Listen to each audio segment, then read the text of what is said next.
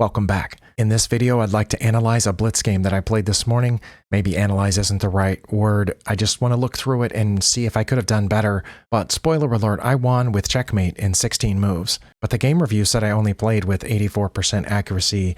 But my opponent played worse, obviously, or I wouldn't have got checkmate in 16 moves. As with all my videos, this is for me. I'm just clicking record in case some of you get something out of it as well. If you're new here, I'm not a titled player or a chess coach or any kind of expert like other chess YouTubers. I'm just trying to get better at chess. And one way I do it is look through my games with the analysis board. Usually when I lose is when I learn the most, but sometimes when I win, I also learn. This game says I had 1 miss and 2 inaccuracies, so those are the points that I want to learn from. So let's just take a look.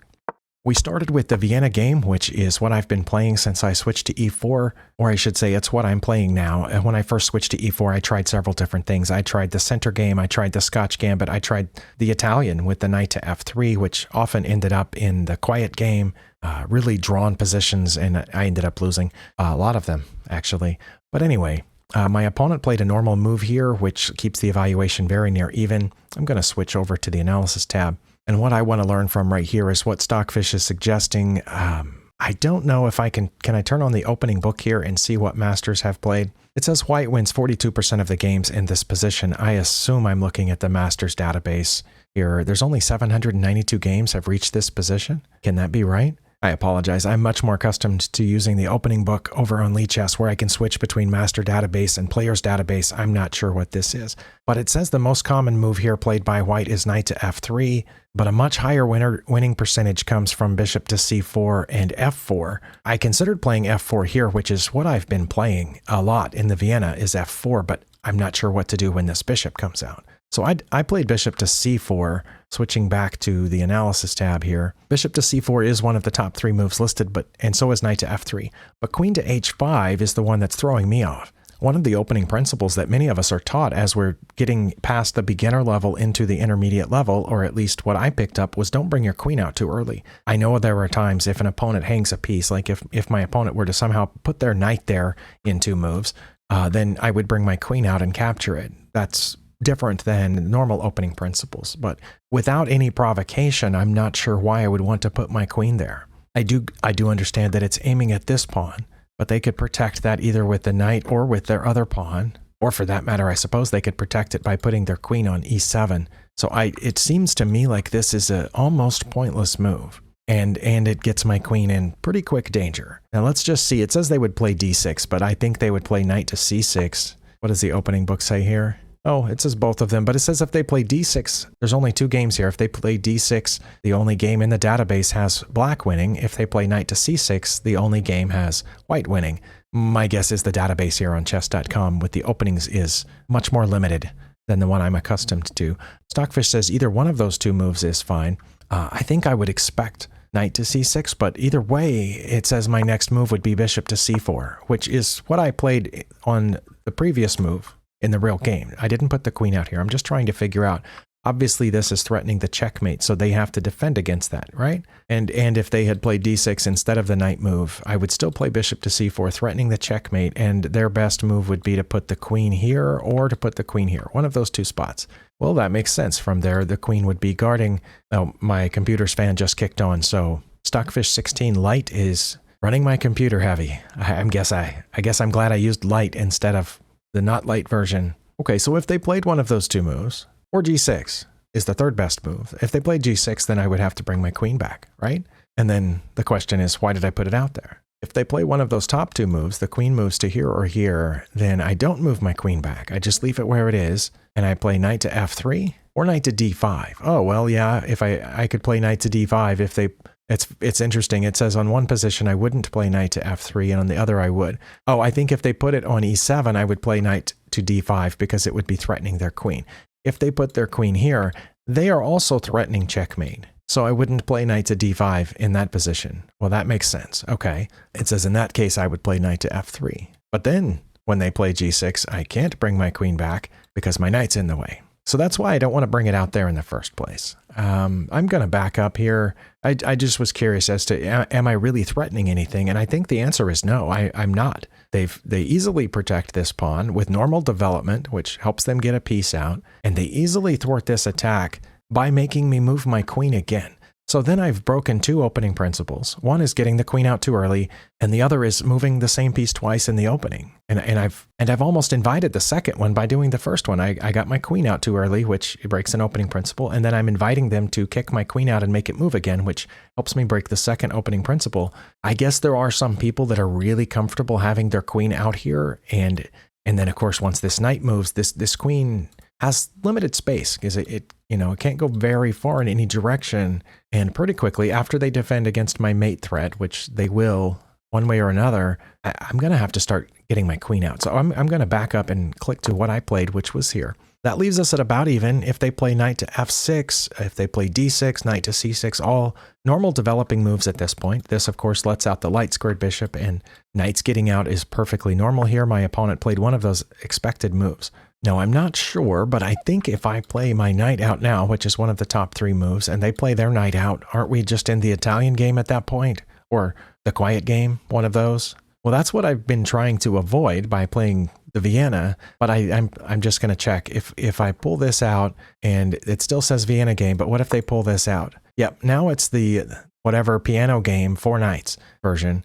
That's what I thought. Okay, well, let's back up then to what actually happened. I did not get the knight out because I've been trying to avoid specifically that. Every time I get to one of those positions that's like completely dead drawn and it's been played 10 million times or whatever, my opponent makes some move that requires a specific response from me and I don't know what it is, so I mess up and they end up winning. So I've just been avoiding that by playing f4 here, which is what I did. And it says that's good, but it does leave me with a very, very slight disadvantage, which shouldn't matter here. My opponent should play d6 or d5, or they could stay pretty close to even just by taking the knight now, which I suppose would require me to move this rook and then I can't castle. I honestly expected d6 or the knight coming in here. It says if they had played d6, I just would have put my knight behind my pawn, which, yeah, that probably makes sense, I think. If they had played d5, I should take it, and then they would castle. All right. And then after they castled, I would take their other pawn, and then they would take my knight. As I said, I was expecting probably either d6 or this, I wasn't sure, or taking the pawn. That's what a lot of people will do in a similar situation. I don't know if I've reached this exact position before with this bishop and this knight out, but very often when I play the f4 pawn and they have the e5 pawn there, they take it. And that's what my opponent did. The game review says that's inaccurate, but we're still very close to even. And normally when they take that pawn, I push my e-pawn forward to threaten this knight. But I think that's in cases where this bishop's not here. Because in this case, Stockfish says I should have played d4, which would have encouraged their bishop to move, and then I would have played knight to e2. But I did what I normally do when this pawn gets taken, is I push forward the e-pawn. The game review said that was inaccurate, but, oh, and this one is a little bit more inaccurate than when I played f4 in the first place. We're down to minus 0.4. It's getting close to a half. And again, they're supposed to play d5. I think if they played, it says if they played d5, I would just move this bishop over here and check them. And then they would block it with the pawn, and then I would take the knight. Okay, I'm not sure exactly what's different about this position compared to other times when I've been in a similar position, but again, I think maybe the similar position is that these bishops aren't here. They didn't play their bishop, I didn't play my bishop. They took my f-pawn and I pushed the e-pawn. And in those cases, I'm pretty sure pushing the e-pawn is best, but in this case, it's not. And it has to do with these two bishops being out here. But when I pushed it, again, they're supposed to play d5, and I don't think my opponent knew that. I think they have been in a very similar situation before, like me, but without these bishops. And in those cases, the best move is to put this knight back. And that's what they did, but it turned out to be the first mistake of the game. So here we are on move 5, and I have a +1 advantage, but now I'm definitely supposed to play d4. It's not nearly as large of an advantage as the game review thought. But here, I thought, normally when I do this and they put that knight back, I do play d4. Even when those two bishops aren't there. So I was going to do that regardless. So that's what I did, and that, great move, all right. But in this case, the bishop is there, so it does need to move. Its best move is here, or checking, really. Checking with the queen is among their best moves. d5 is still among their best moves. But it says if they played d5, I would just take it with my knight, and I don't know if I would or not. I might take it with the bishop, or I might just drop the bishop back. That would probably be bad. Or if they play d5, I might take it with en passant. But I was expecting them to drop this bishop here to b4, which it says is their best move, and they did. And I still have a slight advantage, but only if I play one of these two moves here. Not a slight advantage, and we're over +1 now, but I need to play queen to g4, which I guess lines up with this pawn. Because from g4, we're not pointed at the f7 pawn along with our bishop. So g4 doesn't quite do that. It just lines up with this pawn. But that, I wouldn't have thought of that. Oh, you know what? It doesn't just line up with that pawn. Okay, I saw it. We're also lining up with the g pawn where the rook is trapped. Okay, and it's the Stockfish expects if I played queen to g4 aiming at the g7 pawn, they would move their king over to protect that pawn. Again, I think I would expect an opponent to push here. So g4 or go all the way to h5. And then then it says I can expect them to play g6. And then I would bring the queen back here. Again, we're talking about bringing our queen out early. And I still have two minor pieces that haven't developed. I haven't castled. I'm in a pin here, so I would like to castle fairly soon. And I've got a free pawn sitting here that I don't have to threaten with my queen because I can just take it now while developing one of the minor pieces that I need to get out. So that's what I did. But that lost half my advantage. Game review says that's inaccurate. And now they should play d5. What's that, the fourth or fifth turn in a row that d5 was one of their top two moves? They didn't play it. They played the next one, which I kind of expected.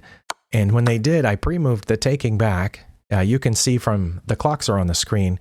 I haven't used any of my 3 minutes here. I'm just using up my bonus time. Every time I make a move, I get 2 seconds added to the clock. So we're on move 8, and I guess I'm averaging about a second per move. Even though I don't think I've been in this exact position before. The position is familiar to me based on playing f4 in the Vienna several times. I probably shouldn't have been playing that fast, but at none of those points did I think there was any question about what I should have done.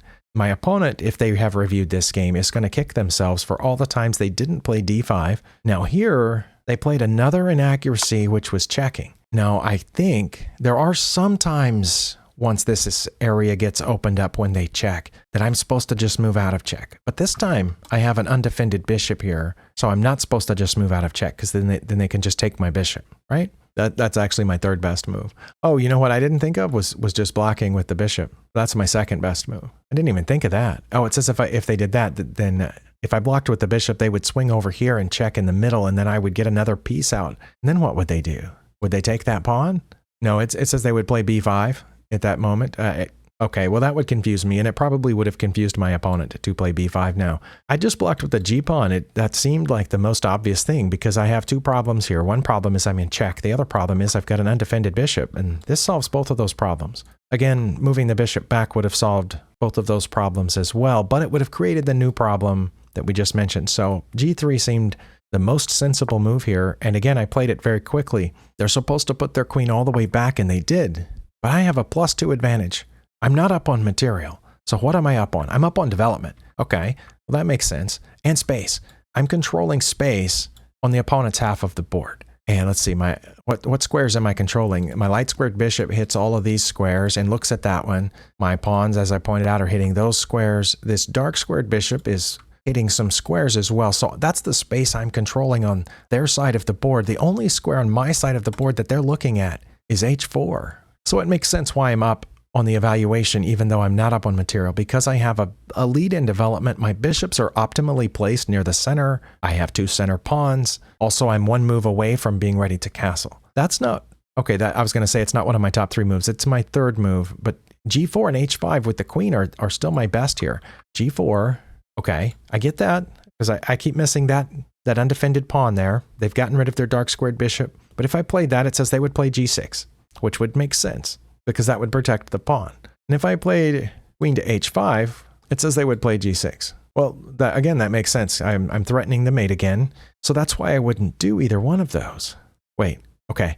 In one of my analyses not too long ago, there was a position in which I had the dark squared bishop here, and I wanted it on d2 according to the lines. And I don't remember the exact position, but I remember Stockfish actually suggested instead of moving it to d2 to put it over here on g4 first. I think that maybe it was protected by a pawn threatening the queen, and it says that I didn't have a pawn in the center. But anyway, I remember that it was saying that they would block with f6, and then I would put the bishop where I wanted it.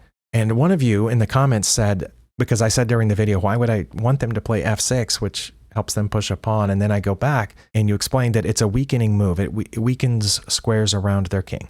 So this might be a very similar tactic. And I'm sorry it took me too long to lead up to that. But anyway, if I play here or here, it says either way they would play g6. Well, because one of these squares I would be attacking g6, they need to protect it. And the other square I would be threatening the mate and they need to stop it. So g6 is played either way. And either way I would come back to queen to e2. So queen to e2 must be where I want my queen. But Stockfish is saying play one of those moves first to weaken the structure around their king. That weakens those two dark squares. And then come back to e2. So maybe that's the point, earlier and now, of putting my queen on g4 or h5. Is to encourage the opponent to weaken those two dark squares, f6 and h6, around their king, which later I might want to exploit by putting a bishop, not now, but once they develop their knight, they can't put their knight on the normal developmental square because of my pawn. So once they develop the knight, this pawn would have moved forward, and I can just plant my bishop in here, which will be preventing them from castling. So maybe that's what that's about. I played my third best move, which is knight to f3, which is a normal move in the Vienna after you've gotten rid of this pawn, or whether or not you've gotten rid of the f pawn, put the knight behind it, and then castle. And then your rook is on this almost open file, pointed again at that vulnerable f7 pawn. Again, my opponent should have played d5, but they did not. They played a move that a second ago Stockfish was suggesting for them. You back up. There's a couple of lines here where knight to e7 is their next move, not their next move. After I put my queen over there and I play g6, knight to e7 would be their next move after that. But once I put my knight here, they're not supposed to play knight to e7. But yeah, now they're supposed to play d5, d6, or h6. They didn't. They put their knight on e7, as I said. And I only had one move here. We're still on move 11. I'm going into move 11, by the way. I played the absolute best move, which was counted as great by the game review. Now, I will just say I almost never do this. I don't do the thing that a lot of opponents do to me a lot, is get a knight and a bishop aimed at one of these pawns when I'm playing with the black pieces. They also do that to my c7 pawn. They get a knight and a bishop pointed down there because they want to get the knight hop in here to fork, and they'll have the dark squared bishop defending that. And so I end up losing a rook for a knight because I don't see it in time or something. The difference is when my opponents do it to me, those are the only two pieces they have developed. I thought I have my pieces developed, my minor pieces. I would like to castle soon, but this is a safe square. If they try to protect against my plan by pushing a pawn forward, I can still fork and their queen's trapped. Same thing, they can't protect it this way because their queen's trapped. So they need to untrap their queen by playing d5 or protect that square by playing rook to f8. Now my opponent thought of something that I actually kind of expected when I played this. They thought they could move that rook to f8 and get their king to safety at the same time. But that's inaccurate and makes it even worse. And again, Stockfish is saying I should play my queen to h5. This time I did. And the reason that I did is because now I've got a knight pointed at this square and my queen's actually threatening something. Not only that, I have three pieces pointed at this square. So even if they protect against mate by playing h6, which is their best move, I'm going to start destroying f7 here in just a second. Now my opponent did play their best move, which is to block my mate threat. But now look at f7. It says I should take with my knight. Well, I did. Now I could have taken with my bishop, which would have been check. But that's not really great. And my thought was, I don't think they will take back. But what if they do? They might take back if I checked with the bishop. And then I could take. Then they're not in check. Their queens would be being threatened, but it would just move over. But I thought, what if I did this? That threatens their queen. And the only way they can stop it is by either moving the queen or taking the knight. If they take the knight, I come here with check, and they've lost the rook for the knight, a rook and a pawn for the knight. And then the king has to move over, and we're getting pretty close. But if they move the queen over, which is what they did, well, I have a double check, because I have the discover check as soon as I move the knight. That was another reason I took with the knight instead of with the bishop. Did I play the best move here? I did. I took the pawn. This is a double check, so they can't take my queen. They can't take the knight. They can't block the bishop by playing d5. They have to move the king. And there's only two choices, and either one is made into. So they picked one of them. And here I messed up. This is my miss. Okay, I was waiting for my miss. I see it in the move list now. I should have put the knight back there. Oh, wow, I get it. Because, okay, again, it would have been a double check, queen and knight. So the king would have had to have moved over, and then I would have checked in the corner where the knight would be protected by the bishop, and the knight would be protecting the queen. Okay, I did miss that. What I did instead wasn't good at all. I put my bishop in there. Now, to be honest, what I was thinking here is that they would take with the rook. And it does say that that's their best move. Now, if they took with the rook, then I was going to take the rook with my knight. It would be check. They would have to go over. But then wait, then I would be stuck, right? Then I would have to bring the knight back. And they might take, I don't think they would take with the pawn, but they might take with the pawn, or they could put the king back and then I would take their queen. Yeah, that's, if they take with the rook here, they're fine. The thing is, they didn't want to take with the rook and get this position. So they moved their queen out of danger. And I'm looking at the suggested move list here, and I see that there are multiple ways to get a mate in one here. I didn't know there were multiple ways. I just saw that my bishop's cutting off that square, and anywhere I move my knight would be check. And I was pretty sure that it would be mate. But I could have put the knight down there and it would have been mate. I could have brought the, okay, so yeah, any of the possible places to move the knight would have been checkmate here. Okay, I just brought it back to f5 and I didn't think about g8. That would have been, I think that would have been the sweetest for some reason, but I didn't find it. I found that, and that's checkmate. Well, if you stuck with me this far, thank you very much for spending your time here. Obviously, in any time you win a game in, less than 30 moves, less than 20 moves with checkmate, that's because your opponent made some grave errors and you played better than them. And obviously, in this case, I didn't play perfectly, but I think I did learn some things. And one of the things that I think I learned with the queen moves was that I was trying to encourage them to weaken the pawns around their king. I still don't like the really early ones where it said my queen was the second piece I should have developed after the bishop, and they probably would have chased it off somehow. I'm not sure I like that one, but the other situations in which it told me to play queen to g4 or queen to h5, I think I understand. When I finally did play queen to h5, it was by far my best move, but I didn't do it as part of my development. I did it because I had knights and bishops all pointed down here at this corner, and I was threatening a mate. They had to defend it a very specific way, and then I was threatening other things. But I think the second time, the time before that when it suggested putting the queen over there, I think I do understand trying to get that pawn to move. Yeah, this was another place that I think I understand since the bishop is here. And again, in previous positions where that pawn was taken and I went for this knight, the bishops weren't there. So if the bishops are there, I am supposed to play d4 first to throw that bishop back. But what I don't understand is then not playing e5 after it. So if I had played d4 here, which I didn't, and they dropped here, which is what I would have expected, okay, e5 is there. Whoop, it keeps dropping. So e5 would not be as good as knight to e2 or taking the pawn. I've got to know why. What's the downside of this? Because now they can play, wait, what? And it says if they played knight to e4, wait, that's not e4. Oh, knight to e4 is in here. Wow. Okay, that's why, because I can't.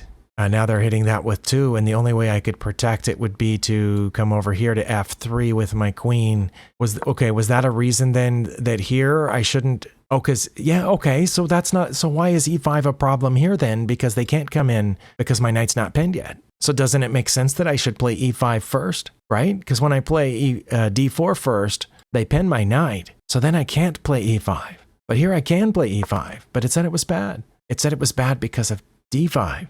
Okay, so if they played d5, my absolute best move would be to check here. Really, not to take the knight, not to drop back one, not to en passant, but to check on b5 so they can block with their pawn, and then I take their knight. I will say, had they played d5 here, I probably would have messed up, and maybe that's why Stockfish suggested it, because some of these other moves aren't natural. Like, to me, this isn't natural because I've been taught so much, told so much by people smarter than me or more knowledgeable than me. You shouldn't check if they can immediately block the check and threaten your piece with a pawn. The only thing I can think of is if we're still thinking about that G pawn over there, that we want them to put that pawn there. Is that because it blocks the normal square of their knight? Maybe so.